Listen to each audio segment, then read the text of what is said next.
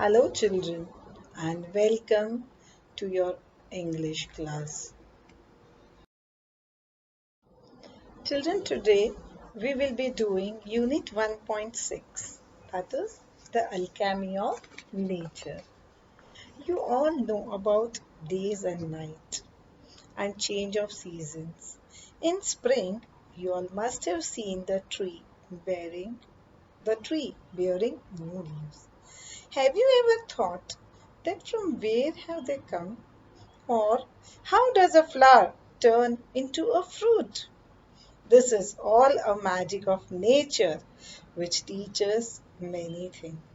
And alchemy is a process which converts a base metal into gold. Here we can say the nature is playing the role of alchemist who transforms things magically. To begin with the lesson, the author has taken few lines from the work of William Black. It is to see a world in a grain of sand and a heaven in a wild flower. Hold infinity in the palm of your hand and eternity in an hour. He's telling that you have to see the whole world in a grain of sand. That means even a small thing can give you some big ideas.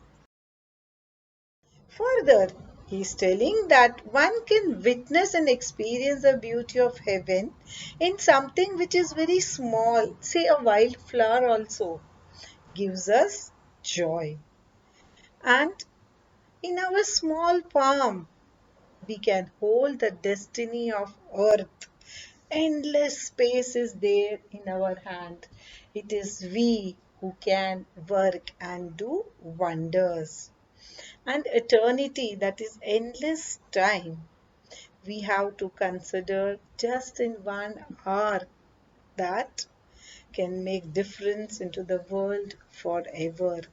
That is why it is said that great deeds can surpass the limit of time and space. They never die.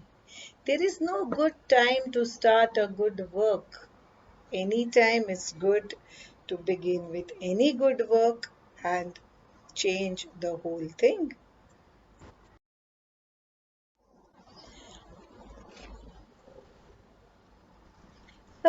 We instinctively turn to outdoor activities and nature as a way of relaxing and enhancing our well being. Nature soothes and nurtures. Nature fulfills and motivates. Nature whispers and commands. Suppose you are tired, what will you do? You are frustrated, what will you do? At that time, suppose if cool brings in good fragrance of flowers, how will you feel? Relaxed, right? And that is what the nature does. It soothes us. But it is whispering, it is commanding also. But are we listening to it? Are you listening?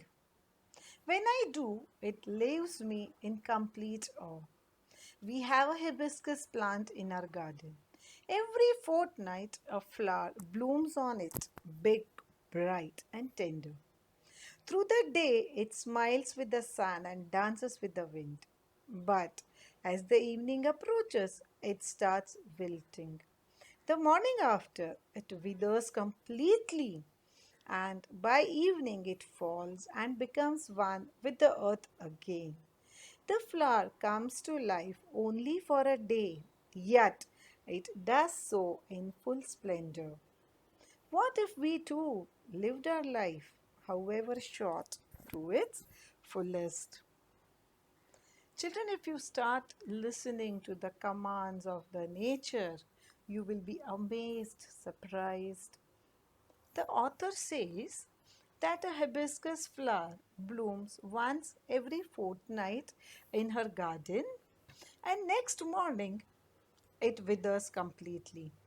It has a life only for 1 day, but it lives it to the fullest. That means during that day, the whole day, the fragrance, the color, everything gives joy and happiness to everybody who sees it, who gets the fragrance of the flower. It gives them the soothing effect, it makes them happy.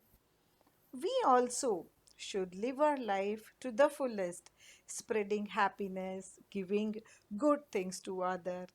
And when you live the life to the fullest, you have to live in such a way to make a difference along the way.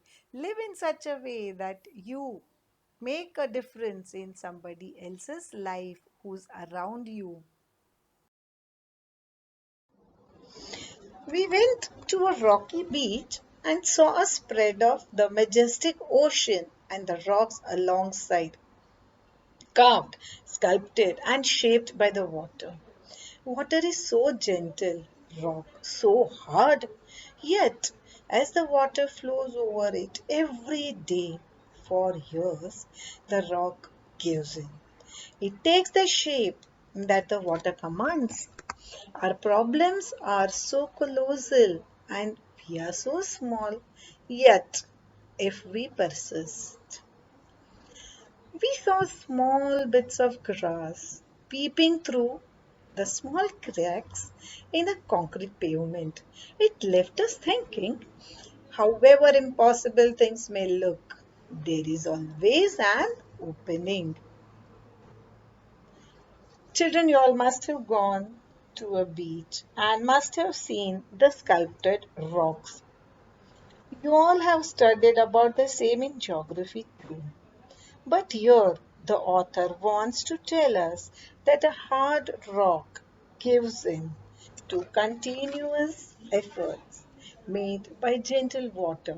This means that in our life we may come across many problems and we start thinking that the problem is so big and I'm so small. But if we keep on trying, we can find our way out like a grass that peeps out from a concrete pavement. The word impossible itself says that I am possible. We saw a tree bare of all leaves in the cold winter months. We thought its chapter was over. But 3 months passed, spring set in, and the tree was back to its green majesty once again, full of leaves, flowers, birds, and life. What if we too had the conviction that, however difficult things are right now, it will not remain so forever? Remember, this too shall pass. I gave you all the example of tree in the beginning. It shades all its leaves in the winter. At that time, we think that it's all over and now the tree will die. But it is not so. In spring, it is back to its majesty. In the same way, nowadays, when we are facing COVID-19 pandemic, few may think that it's all over. But no, nothing remains here forever. And this tough time will also pass. But what we need is to have patience and strong positive belief. We saw an army of ants lugging a fly which was at least 10 times the ant's size. The ants organized themselves around the fly, lifted it on frail feelers, and carried it to quite a distance. Their teamwork and perseverance were impressive. Children, we all know that ant is a very weak creature, but an army of ants can drag a comparatively big insect.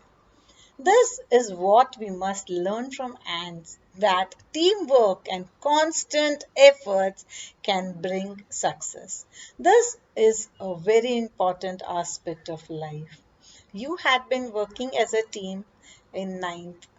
Children continue with the same spirit. As the word team says, together everyone achieves maximum. What if we too are consistent, organized, focused? Spider webs are delicate yet very strong. A rainbow colors the entire sky. Oysters take in a grain of sand, they open up with a pearl. Innumerable stars shine across the infinite sky. Clouds take new shapes with every passing moment. The wind makes trees dance with unhindered passion. Water, without hint of ego, changes its form according to the dictates of the sun and the wind. When we see a caterpillar turn into a butterfly, a flower turns into a fruit, we experience the alchemy of nature. We touch it and become gold ourselves. It's not only about teamwork. One has to be organized and focused. Long back, Charles Darwin, in his theory of evolution, had told about the survival of the fittest. Here I'll say fittest is the one who adapts to the situation. That is, who all listen to the call of nature. So, for your existence, keep your ego aside and spread happiness like how the rainbow spreads. Furthermore, an oyster takes in a grain of sand, but when it opens, it has a pearl within it. Kids, you all are my oyster who will exhibit the pearl within you. Bye.